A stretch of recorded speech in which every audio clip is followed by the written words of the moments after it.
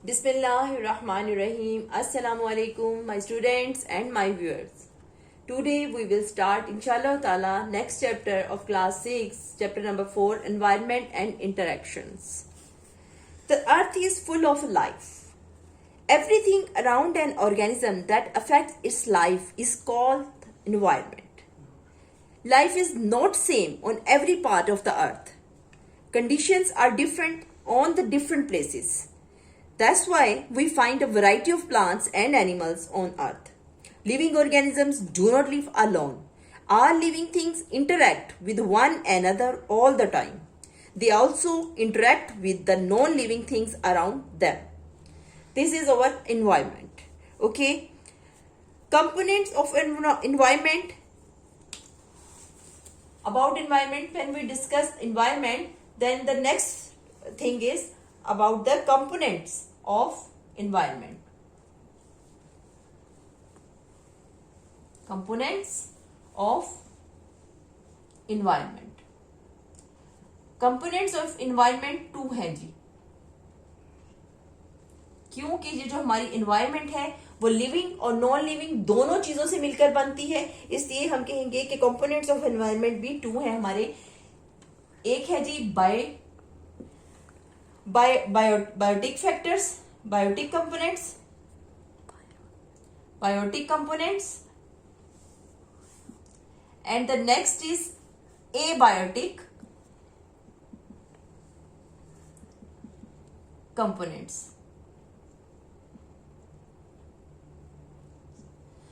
Okay, components of environment. Environment has 2 components. These are biotic components and abiotic components. First of all, we discuss about the biotic components. All the plants, animals and microorganisms are called living biotic components. Okay ji. Air, water, light, temperature and soil constitute non-living और abiotic components. इसको हम क्या कहते हैं जी? Constitute of non-living. ये जी living है और ये non-living है. Components of an environment. Okay, what are the some biotic and abiotic factors in our environment? If you see that, अगर आप देखो तो आपको कौन से पता चलते हैं बायोटिक कंपोनेंट्स? तो बायोटिक कंपोनेंट्स तमाम लिविंग थिंग्स जैसे इंसान हैं, जानवर, परिंदे, all that biotic components. Plants हैं उनमें, ये सब क्या है जी? बायोटिक कंपोनेंट्स हैं. हम अपने इर्द गिर्द अगर देखते हैं तो इसी तरह एबायोटिक कंपोनेंट्स कौन से आ जाती हैं इसमें जी? लाइट है, वाटर है, एयर, सॉइल है, टेम्परेचर है, ऑल ऑफ दैट, एयर है, ये सारे क्या है जी? एबायोटिक कंपोनेंट्स हैं. अब ये दोनों चीजें बायोटिक कंपोनेंट्स और एबायोटिक कंपोनेंट्स मिलकर जो है एनवायरमेंट बनाते हैं. इन दोनों का एनवायरनमेंट के साथ बहुत गहरा जो है जी इंटरेक्शन है. अगर ये दोनों ना हो तो ये एनवायरनमेंट नहीं बन सकती. फिर आपको एक दफा कि बायोटिक फैक्टर जिनको कि हम लिविंग फैक्टर्स भी बोलते हैं, लिविंग कंपोनेंट्स भी बोलते हैं, इसमें ऑल दैट एनिमल्स आ जाते हैं. क्या चीजें आ जाती हैं इसमें? एनिमल्स,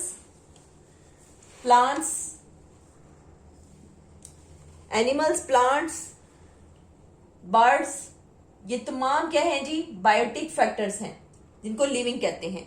और एबायोटिक फैक्टर्स में लाइट आ जाती है, वाटर आ जाते हैं, air, temperature etcetera. Abiotic factors में, कंपोनेंट्स में दोनों ये चीजें मिलकर, ये दोनों कंपोनेंट्स मिलकर जो है हमारी एनवायरनमेंट को बनाते हैं और हमारी एनवायरनमेंट में डिफरेंट थिंग्स जो हैं वो पाई जाती हैं.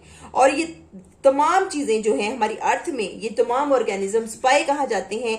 The part of the earth where organisms are found are called biosphere. इसको हम क्या बोलते हैं? बायोस्फीयर. अगर मैं कहूं ये जो हमारी अर्थ है, तो अर्थ के ऊपर, यहां पर, इस जगह पर, इधर जहां पाए जाएंगे, इसको हम क्या बोलते हैं? क्रस्ट है. अगर इस जगह पर ऊपर जो है हमारी ऑर्गेनिज्म जो है वो पाए जाते हैं. ये जो एरिया इसका सारा, इस तरफ भी अगर हम कहें, क्योंकि हमारी अर्थ जो है वो राउंड है, यहां पर ये इस एरिया पर जो है वो जो एनिमल्स हैं, प्लांट्स हैं, बर्ड्स हैं, ये तमाम जो हैं ये जिस एरिया में पाए जाते हैं इसको हम क्या कहते हैं? बायोस्फीयर बोलते हैं. ठीक है जी. बायोस्फीयर, जहां पर जिस एनवायरनमेंट में तमाम ऑर्गेनिजम्स पाए जाते हैं उसको हम बायोस्फीयर बोलते हैं। ओके, ये अर्थ का एक मैंने मैप सा बनाया था। इस सारी अर्थ के ऊपर इस तरह से जो है ये दोनों कंपोनेंट्स, बायोटिक भी और एबायोटिक कंपोनेंट्स भी पाए जाते हैं। जैसे अगर आप देखो तो आपकी अर्थ के ऊपर इस तरह से बने होते हैं पैचेस, जिसमें शो किया जाता है कहीं पर लैंड है, कहीं पर जो है वो सी है। तो ये सारा क्या है, ये आपका बायोस्फीयर है। ये सारी चीजें बायोटिक कंपोनेंट्स और एबायोटिक कंपोनेंट्स जिसके अंडर आती हैं, वो वाला एरिया, एनवायरमेंट, ऑर्गेनिज्म जहां पर पाए जाते हैं, उस हिस्से को, उस एनवायरमेंट के एरिया को हम क्या कहते हैं, बायोस्फीयर बोलते हैं। The part of the earth where organisms are found is called biosphere. इतनी सी बात, ये आज का टॉपिक बस छोटा सा था, इंट्रोडक्शन था इन्वायरमेंट के मुतालिक, कि जहां पर हमारे ऑर्गेनिजम्स पाए जाते हैं उसको हम एनवायरमेंट कहते हैं।